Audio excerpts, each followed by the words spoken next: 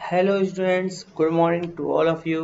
तो आज का जो टॉपिक है हमारा वो है development leading to Bohr's model of atom.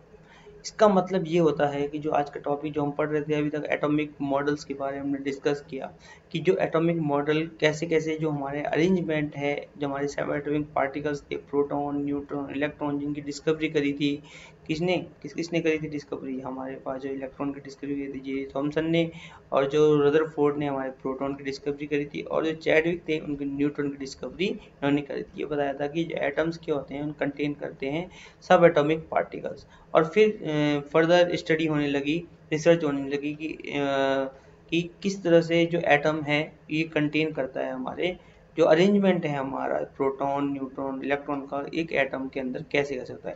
तो सबसे पहले हमारे जे थॉमसन ने बताया कि हमारा जे थॉमसन ने बताया प्लम पडिंग मॉडल, जो बाद में फेल हो चुका है क्योंकि एक स्टैटिक मॉडल था। फिर हमारे पास आया रदरफोर्ड ने अल्फा स्कैटरिंग से अपने एक्सपेरिमेंट से काफ़ी हद तक कोशिश करी बताने की, मगर कुछ पॉइंट थे जो हमने प्रीवियस वीडियो में डिस्कस किए थे जिसको वो एक्सप्लेन नहीं कर पाए थे। फिर उन्हीं के स्टूडेंट्स आए बोहर का मॉडल लेके, ठीक है, जिनका नाम था नील बोहर। उन्हीं के स्टूडेंट थे और उन्हीं पे उन्होंने क्या किया, उन्हीं के रदरफोर्ड का जो मॉडल था उसी पे और ज़्यादा स्टडी करी, मगर कुछ अलग तरीके से स्टडी करी। उन्होंने यहाँ यूज़ किया इलेक्ट्रोमैग्नेटिक रेडिएशन। तो जो बोहर का जो मॉडल है वो इंस्पायर है थोड़ा रदरफोर्ड के बेसिक मॉडल से, ठीक है, मॉडल एटम के मॉडल से। और साथ साथ में एक जो नई स्टडी चल रही थी जिसपे मैक्सवेल काम कर रहे थे, इलेक्ट्रोमैग्नेटिक रेडिएशन के नेचर पे, ठीक है। इलेक्ट्रोमैग्नेटिक रेडिएशन होता क्या है, क्या प्रॉपर्टीज होती हैं, ये सब आज हम थोड़ा बहुत उसके बारे में डिस्कस करने वाले हैं, ठीक है। तो मेन पॉइंट जो रदरफोर्ड का मॉडल है वो डिपेंड करता है dual nature of electromagnetic radiation पे, ठीक है। तो वही आज वो, तो अगर आपको बोहर का मॉडल जानना है, ठीक है, तो आपको सबसे पहले स्टडी करनी पड़ेगी कि इलेक्ट्रोमैग्नेटिक रेडिएशन होते क्या है, ठीक है, उसका डुअल नेचर होता क्या है, ठीक है। तो ये सब हम यहाँ पढ़ने वाले हैं। तो चलो स्टार्ट करते हैं।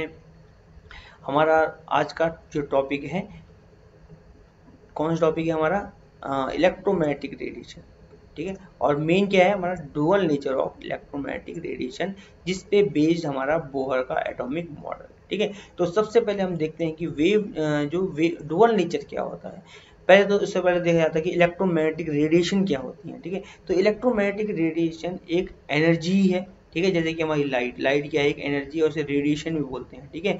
तो जब क्या होता है कि एनर्जी ट्रांसफर होती है, ठीक है, अलग अलग तरीके से एक मीडियम से दूसरे मीडियम में, ठीक है, तो उसे रेडिएशन भी बोला जाता है। रेडिएशन की फॉर्म में भी क्या करती है, ट्रांसफर करती है। और सबसे पहले मैक्सवेल ने ये बताया आपको कि जब कोई चार्ज पार्टिकल मोशन करता है तो वो इलेक्ट्रिक फील्ड और मैग्नेटिक फील्ड को जनरेट करता है, ठीक है। तो जब और इसी को बोला जाता है, और ऐसी रेडिएशन को, ठीक है, और ऐसी रेडिएशन को जो कि जनरेट करती है इलेक्ट्रिक फील्ड और मैग्नेटिक फील्ड जनरेट करती है, तो उसे बोला जाता है electromagnetic radiation.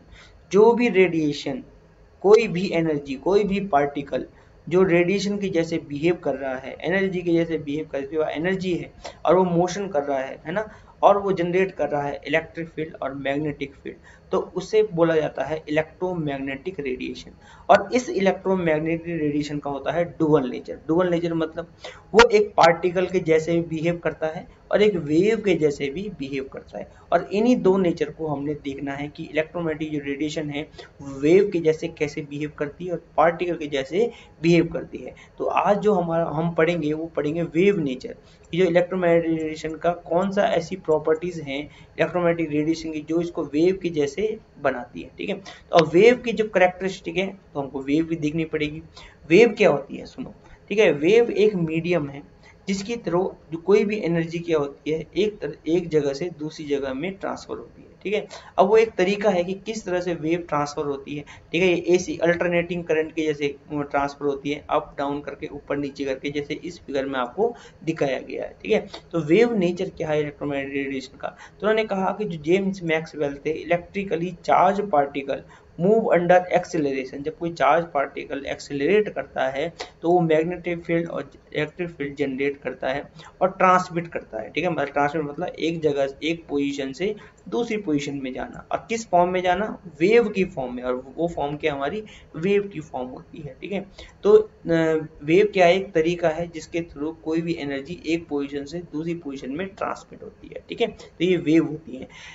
These fields are transmitted as waves are called electromagnetic waves। अब electromagnetic waves क्यों बोला जाता है, क्योंकि ये कंटेन करती है इलेक्ट्रिक फील्ड और साथ साथ में मैग्नेटिक फील्ड। बी से डिनोट करते हैं मैग्नेटिक फील्ड को और ई से डिनोट करते हैं इलेक्ट्रिक फील्ड को। और उस रेडिएशन की जो प्रोपोगेट कर रही है, मतलब एक डायरेक्शन दूसरी डायरेक्शन में जा रही है, तो उसकी होती है कुछ ना कुछ डायरेक्शन, जैसे कि वो अभी यहाँ पे जेड, मतलब ये कोई जेड एक्सिस में जा रही है।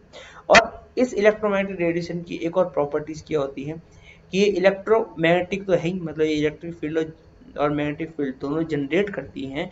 तो ये जो इलेक्ट्रिक फील्ड होता है और ये मैग्नेटिक फील्ड, ये देखो ये क्या है, हमारा इलेक्ट्रिक फील्ड है, और ये क्या है, वेव की फॉर्म, ये वेव है, ठीक है। एसी करंट जिसे आप बोलते हो, ठीक है, अल्टरनेटिंग। तो आपने कहा कि ये एक इलेक्ट्रिक फील्ड है और इसी के परपेंडिकुलर वो क्या कर रहा है, मैग्नेटिक फील्ड भी जनरेट कर रहा है, जो क्या करती है, इसी इलेक्ट्रिक फील्ड जो होता है इसकी वेव के परपेंडिकुलर होती है मैग्नेटिक फील्ड की वेव, ठीक है। तो ये देखो, तो ये क्या हो गया, ये इलेक्ट्रिक फील्ड हो गया और ये मैग्नेटिक फील्ड, और दोनों क्या होते हैं, एक दूसरे के परपेंडिकुलर होते हैं। तो ऐसी रेडिएशन को क्या बोला जाता है, इलेक्ट्रोमैग्नेटिक रेडिएशन, ठीक है।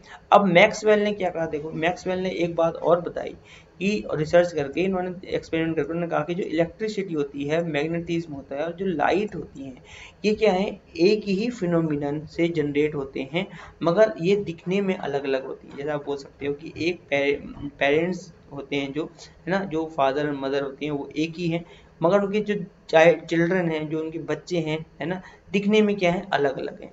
तो पेरेंट क्या है, सेम, मगर वो दिखने में क्या है, अलग अलग है। तो सेम चीज मैक्सवेल ने रिसर्च करके बताई कि जो इलेक्ट्रिसिटी होती है, जो मैग्नेटिज्म होता है और जो लाइट होती है, वो एक ही फिनोमिनन से जनरेट होती है, मगर वो दिखने में क्या है, उनकी प्रॉपर्टी थोड़ी बहुत अलग अलग होती है, ठीक है। तो let's understand the few simple properties of electromagnetic wave motion. तो आप अब देखना पड़ेगा, देखते हैं कि आपके पास और क्या प्रॉपर्टीज होती है हमारी इलेक्ट्रोमैग्नेटिक वेव्स की, ठीक है। तो सबसे पहली प्रॉपर्टीज तो क्या होती हैं, ये जनरेट करती हैं इलेक्ट्रिक फील्ड। इलेक्ट्रिक फील्ड देखो इस फिगर में बताया गया है, इलेक्ट्रिक फील्ड और मैग्नेटिक फील्ड। तो ब्लू कलर से जो शो हो रहा है वो क्या हमारा इलेक्ट्रिक फील्ड है, और जो रेड कलर से जो लाइन है वो क्या बता, वो वेव है, वो बता रही है मैग्नेटिक फील्ड। और ये दोनों एक दूसरे के क्या हैं, परपेंडिकुलर है, ठीक है। तो सबसे पहली तो ये है। दूसरा वो कहता है कि जो ये इलेक्ट्रोमैग्नेटिक वेव्स होती हैं, ठीक है, तो इनको कोई मीडियम नहीं चाहिए होता है एक जगह से दूसरी जगह में जाने के लिए। जैसे कि साउंड वेव होती है, साउंड भी क्या है, वेव होती है। तो साउंड वेव को अगर एक मीडियम से दूसरे मीडियम में जाना हो तो ये क्या करती हैं, इनको मीडियम की जरूरत होती है। एयर भी मीडियम हो सकता है, सॉलिड एज ए मीडियम हो सकता है, लिक्विड एज ए मीडियम हो सकता है। अब अलग अलग मीडियम में इनकी जो ट्रांसफर होने की जो स्पीड है ना, साउंड वेव की जो स्पीड है वो कम ज़्यादा हो सकती है, ठीक है। वो डिपेंड करता है कि कितने पार्टिकल्स उसको कैच कर रहे हैं, नहीं कर रहे हैं, ठीक है। तो ये हमारा साउंड वेव है जिसको मीडियम चाहिए होता है एक जगह से दूसरी जगह में जाने के लिए। मगर इलेक्ट्रोमैग्नेटिक वेव्स एक ऐसी वेव्स होती हैं जिनको कोई भी मीडियम नहीं चाहिए होता है एक डायरेक्शन से दूसरी डायरेक्शन में जाने के लिए। देखो यहाँ पे लिखा भी है, electromagnetic waves don't need any medium for propagation, ठीक है, लाइक साउंड वेव्स, ठीक है। तो नेक्स्ट है हमारे पास एक प्रॉपर्टी, तो ये हो गई। दूसरी है आपके पास कि वेवलेंथ, है ना, वो कहते हैं कि वेवलेंथ क्या होती है। अब हमारे पे जो वेव होती है उनकी वेवलेंथ भी होती है। अब वेवलेंथ क्या होती है, देखो आपके पास क्या है, एक ये वेव हमने बनाई, देखो इस तरह से ये वेव जा रही है, ये अप, फिर ये अप हुआ, फिर ये डाउन गया, फिर ये अप गया, फिर ये डाउन गया, ठीक है। तो जो अपर वाला पार्ट होता है इसे बोला जाता है क्रेस्ट, इसे क्या बोला जाता है, क्रेस्ट बोला जाता है, ठीक है। और जो जो नीचे वाला पार्ट होता है ना, डाउन वाला, तो इसे बोला जाता है ट्रफ। एक वेव में, ठीक है, एक वेव में जब वेव ट्रांसफर होती है इस टाइप से, तो जो अपर वाला पार्ट होता है उसे क्रेस्ट बोला जाता है, और जो नीचे वाला पार्ट होता है उसे ट्रफ बोला जाता है।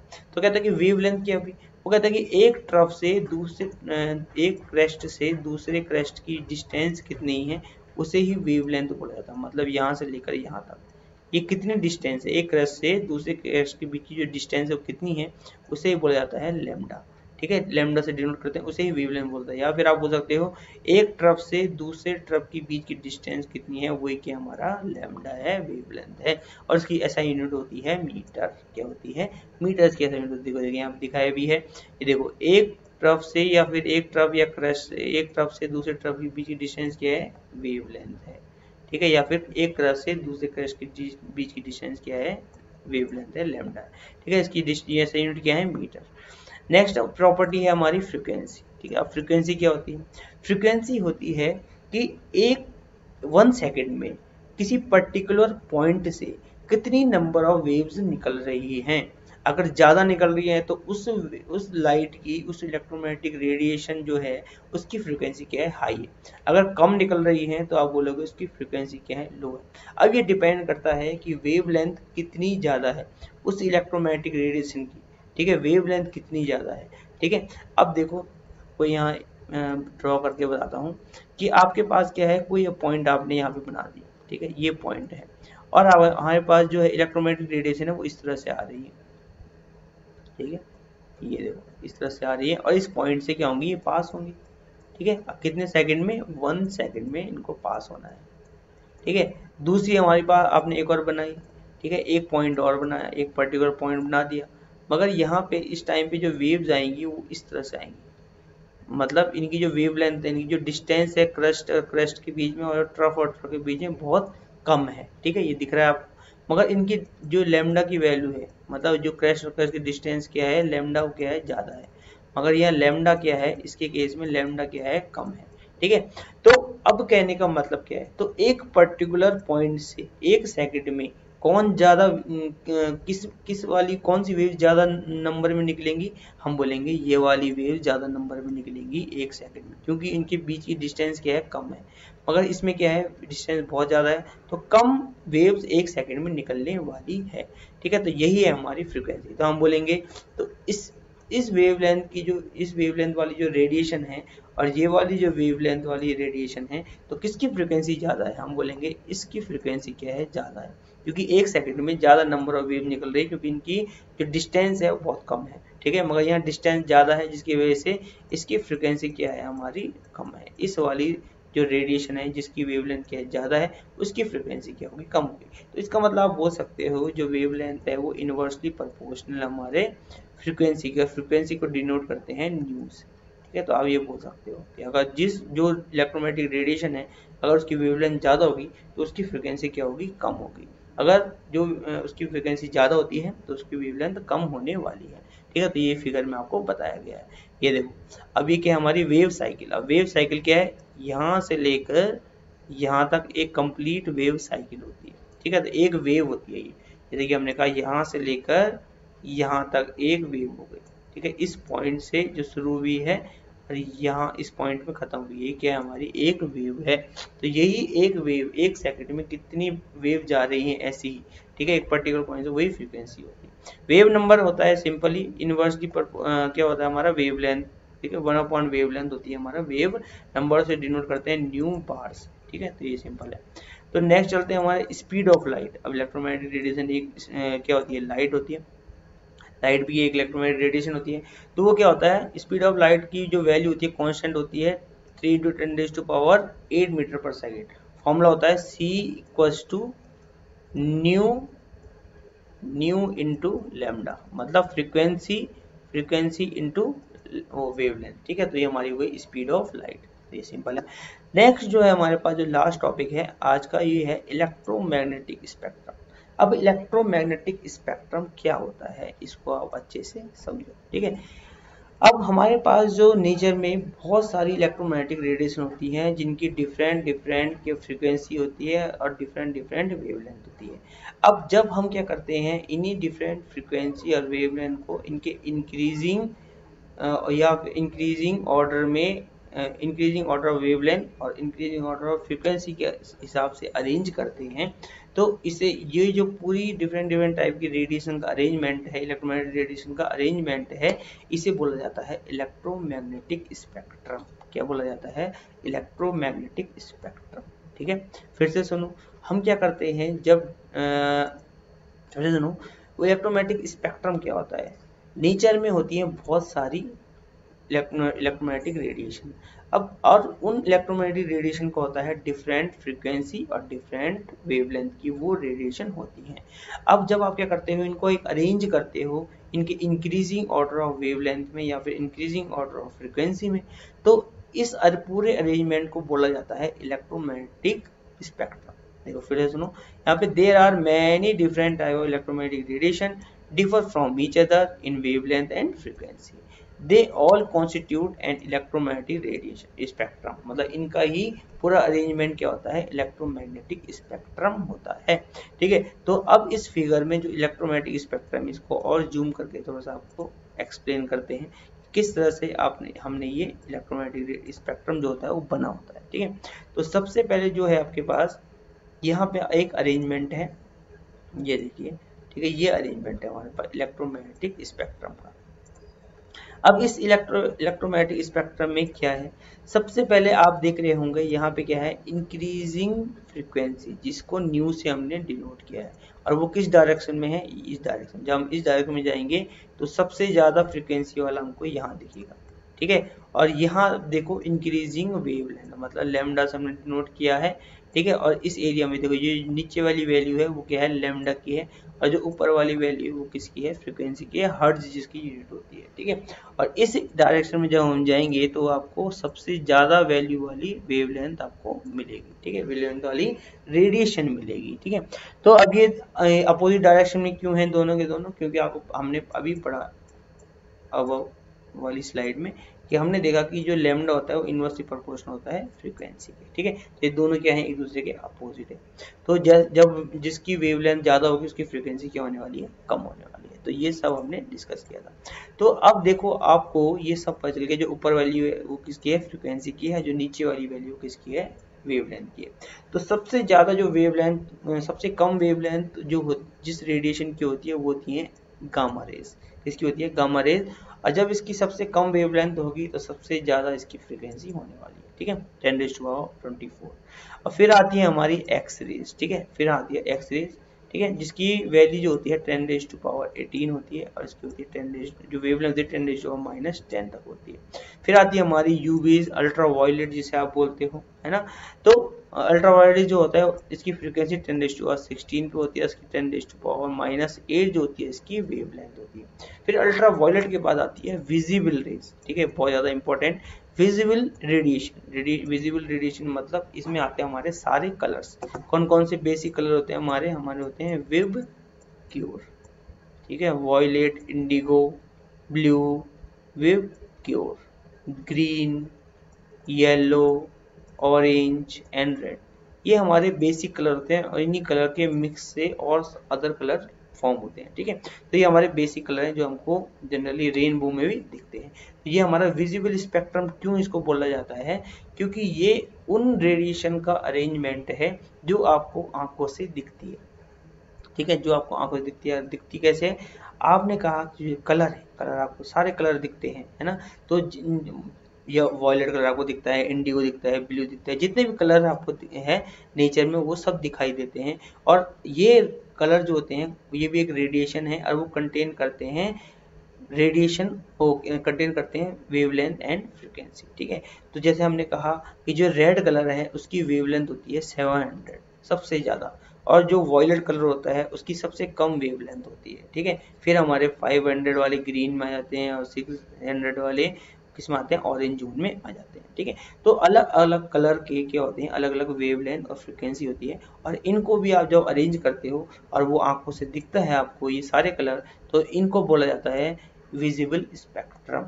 ठीक है, तो ये कौन कौन से मेनली होते हैं हमारे, VIBGYOR, violet, indigo, blue, green, yellow, orange and red. ठीक है, तो ये हमारे विजिबल स्पेक्ट्रम में आते हैं। तो कभी पूछ लेता है विजिबल स्पेक्ट्रम की कितनी कौन सी वेवलेंथ से कहाँ तक होती है, तो आप बोल सकते हो 400 नैनोमीटर से, नैनोमीटर एनएम, ठीक है, से लेकर 700 एनएम तक हमारे क्या होता है, विजिबल स्पेक्ट्रम होता है। तो अब नेक्स्ट जो है हमारे पास अल्ट्रावायलेट के बाद आया विजिबल कलर वाले, और फिर आए हमारे आईआर इंफ्रारेड रेडिएशन, फिर आती है हमारी माइक्रोवेव, फिर आती है रेडियो वेव, और रेडियो वेव में होते हैं एफएम और एएम। एफएम एएम जैसे आप यूज करते हो, मन की बात मोदी जी करते हैं, रेडियो वेव्स की हेल्प से आपको सुनाई देता है। ठीक ठीक है। तो ये रेडियो वेव, जिसे आप रेडियो वगैरह सुनते हो, FM, AM। और लास्ट में हमारी होती हैं लॉन्ग वेव्स, ठीक है। लास्ट में क्या होती है हमारी, लॉन्ग वेव्स होती है, ठीक है। तो जिसकी लास्ट में होती है हमारी लॉन्ग वेव्स, जिसमें आप बोल सकते हो इसका जो है लॉन्ग वेव जो होती हैं, ठीक है। तो लॉन्ग रेडियो वेव जिनकी जो सबसे कम फ्रीक्वेंसी होती है और सबसे ज़्यादा वेव लेंथ होती है, ठीक है। तो ये है हमारा आज का टॉपिक। ये सारी प्रॉपर्टीज जितनी भी हमने आज पढ़ी है, वेव लेंथ, फ्रीक्वेंसी, है ना, और आपके पास वेव नंबर, इलेक्ट्रोमैग्नेटिक रेडिएशन, ये स्पेक्ट्रम, ये सारी प्रॉपर्टीज अगर कोई इलेक्ट्रोमैग्नेटिक रेडिएशन कंटेन करती है, ठीक है, तो ये वो क्या होती है, एक वेव के जैसे बिहेव करती है, ठीक है। ये सब है। कल पढ़ेंगे हम इसका नेक्स्ट जो नेचर है, particle nature of electromagnetic radiation. ये एक्सप्लेन किया जाएगा कुछ एक्सपेरिमेंट के साथ, ठीक है। तो एक्सपेरिमेंट से हमें पता चला कि इसका इलेक्ट्रोमैग्नेटिक रेडिएशन होता है, तो उसका एक पार्टिकल नेचर भी होता है, वेव नेचर तो होता ही है जो हमने आज पढ़ा, और साथ साथ में एक पार्टिकल के जैसे भी वो बिहेव करती है, ठीक है, इलेक्ट्रोमैग्नेटिक रेडिएशन। तो आज के लिए इतना था। Thank you.